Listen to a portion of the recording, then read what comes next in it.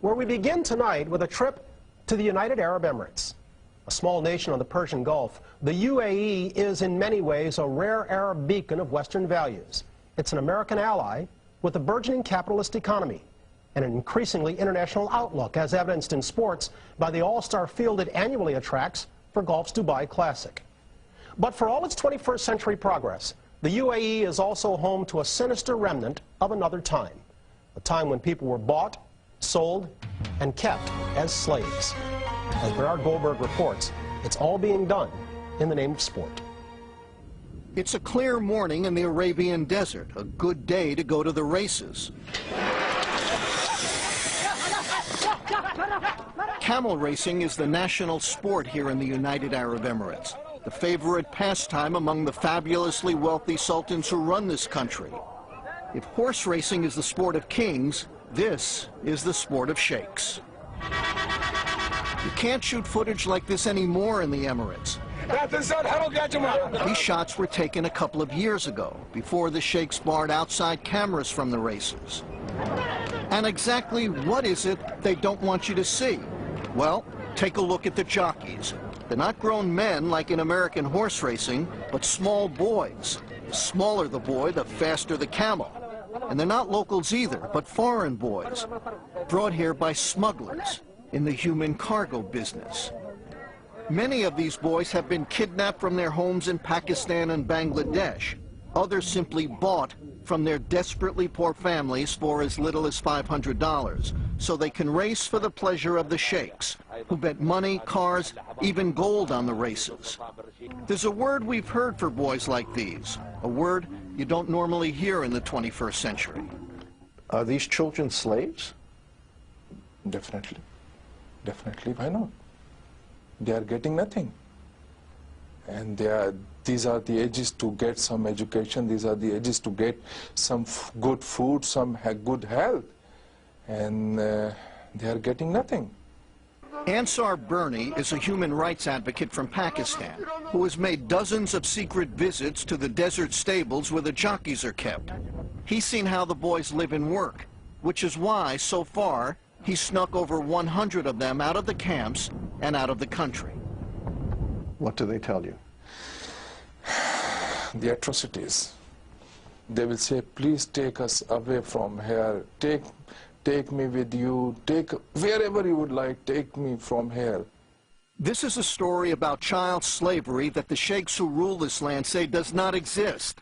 The United Arab Emirates, or UAE, is a small oil-rich kingdom overlooking the Persian Gulf. And on paper, they don't have child camel jockeys here anymore. In 1993, under pressure from the West, the sheikhs banned the use of jockeys under 15 years old and 100 pounds, a ban they reinforced in 2002. But that's only on paper. When we began investigating the story a few months after the latest ban, an early morning trip to the races revealed young boys everywhere. They were getting ready to race until the authorities spotted the camera crew. Then it became clear that the only ban the police were enforcing here was the one on cameras. Cancel. No. علي من الشرطة أنا ما قد دخلت أنا من هذا خلونا على كيفه هو عيال يصور عيال حق يصورون عيال حق واقفين هناك يصورون الباص شال شريط خلا مخبر شال شريط خلا مخبر منو هذاك عند الرياض. So to find out just what was going on in the world of camel jockeys, Real Sports took a trip into the Arabian desert. We went with Ansar Bernie as he visited the camel tracks and stables, plotting his next rescue. Bernie and his wife Shaheen took our British cameraman David Higgs, outfitted with a hidden camera, for a 2-week trek through the UAE. The trip began at a training session at the country's main track, where there were no photography signs everywhere. So it's quite clear that what is happening here is something that they want to take place in secret. And just beyond the signs were the boys. Hello. You're a tiny little one. You're all right. One by one, boys as young as 3 years old were strapped onto the camels to begin their practice runs. They were training in 110-degree heat, riding into the finish area, then running into trucks to go back to the starting line all over again. Every jockey we met was very young and a world away from home. Bangladesh. He's from Bangladesh. Right. Does he know how old he is? Kitne saal ke ho? He doesn't know. We asked one of the trainers how he felt about the work these boys do.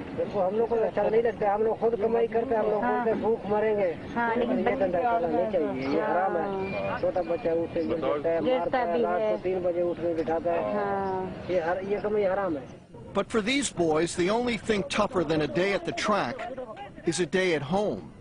Just down the road from the palaces of the sheikhs are the desert camps where the boys are kept. These camps are quite a bit more like a prison camp than a place for children.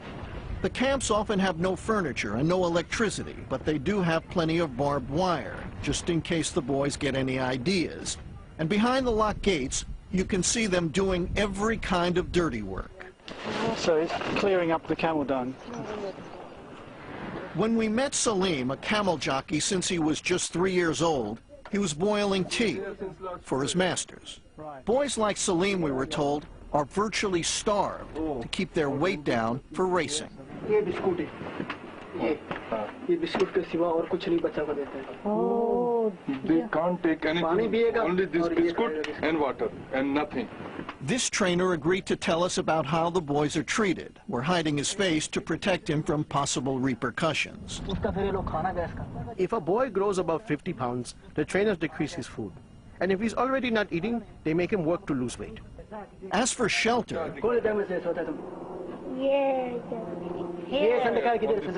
What, here, on the floor? Yeah, on This is where he sleeps. on the fan. Okay, well, it looks like this boy doesn't have a bed. He just lies here on the sand. Yeah, he's telling us he sleeps here. Right, that's where he lies. So if they eat well, if they sleep well, They will gain weight.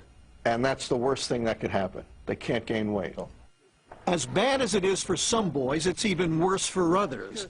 Saddam told us his father back in Bangladesh had sold him to the camel camps, not for money to feed the family, but for liquor. Now, he's got new problems. Can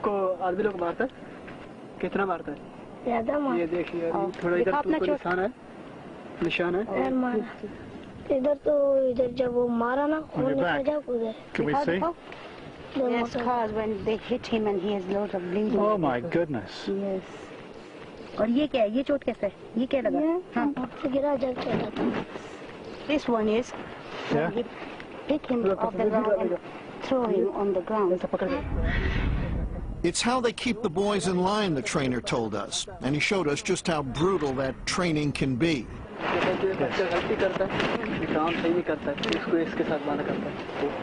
Oh my God, whenever they're not happy with a child or he makes a mistake, they would tie him with... Down to the chains. And after he's chained up, the boy is hit, sometimes with his own camel whip. We asked the trainers at this camp if all the boys get this treatment.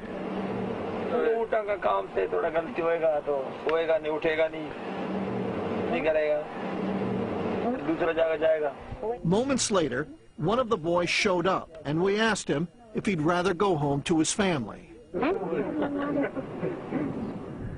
When this child first came, he was crying for his mother. So the owner said to the trainer, tie him up with rope. He would hit him and say, stop crying, there's no other option for you. Heading to the capital, Abu Dhabi, Ansar Bernie stopped off at the Pakistani embassy, where he learned of one boy who had been sent home just days earlier, in a box. A boy died last week. He's about 5 or 6. He fell down from the camel. So he was trampled by the camels. And we know, in fact, that he fell off the camel several times before eventually he fell off and was trampled to death. Before we left, we made a final unannounced stop and walked in on 3 trainers and a few small jockeys, all sleeping together. We were told that 2 of them are, quote, lovers. The big boy Yes. was On the top of the young one. See, the trainers have sex with these kids. And these children know they don't have anyone with them to protect them. They will have sex with the kid, and then they'll tell him, listen here, you bastard. If you tell anyone, I will kill you right here. And it's all happening at camps and tracks run by some of the wealthiest people on Earth. The ruling families are in charge of the racing industry. Yes. They run the tracks. Yes. They own the camels. Yeah. Do they own the camps with us? Yes. But if the children are slaves, there's no escaping this. You're saying the rulers of the United Arab Emirates, the sheikhs, Yeah. are the slave traders. Sure. They are. Those who are doing it, they are involved in slave business. They are. The track where we found these boys is run by the royal family of Dubai, the richest of the Emirates. It's the playground of the Crown Prince, known around here simply as Sheikh Mohammed. He's one of the richest and most powerful men in the Middle East, a man whose love of racing stretches far beyond the Arabian desert. Horse racing fans know Sheikh Mohammed as the man who had entries in 4 straight Kentucky Derbies a couple of years ago. Closer to home, he's spent untold millions in pursuit of camel racing glory. His family's complex includes a camel hospital, where his camels get the finest medical treatment, while new, faster ones are genetically engineered. These pampered animals train with the best equipment and cool off with daily dips in their very own pools. It's a life of luxury the camel jockeys will never know. So the camels eat better, they live better. If they get sick, they get better treatment. Very better Than the young boys. Yeah. Because according to these sheikhs, these camels are very expensive. But not the human beings, not the children. Yeah, the boys are $500. Yeah. And the camels are in millions. And if you believe the sheikhs, everything we saw in the desert was just a mirage. Listen to the head of the Camel Racing Federation after the latest ban on child jockeys took effect in 2002. He made it sound like we'd have a better chance of finding a waterfall in the desert than finding an underage jockey in his country. Absolutely impossible. Absolutely impossible. Absolutely impossible to find a jockey who is below 15 years of age. And it will never, never happen. I totally dismiss this argument. This is impossible. But by the time the trip was done, Ansar Bernie had a long list of boys he hoped to sneak out of the camps. It was just a question of where he would take them.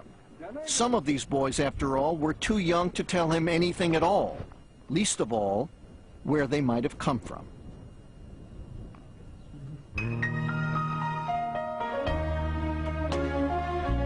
Bernie, UAE officials wouldn't speak with you, but I understand they sent you a letter? Yeah, we tried to talk to them. And for a while, they indicated they would talk to us, but then they just stopped returning our phone calls. But we did get a letter from them just a few days ago. And the letter basically says, we're against this kind of thing. It's against the law in our country. And do you remember the scene in Casablanca where the policeman says, gambling? I'm shocked. Well, this is basically the Casablanca defense, that they're shocked that this is happening in their country, and they are adamantly, they say, against it. That age ban of 2002, was it ever really in effect, or was it always just a guise? It was always on paper. Reinstated in 2002 from 1993. So on paper, they've done all the right things, but the paper never jibed with reality. Those who are engaged in this, are they immune to international pressure?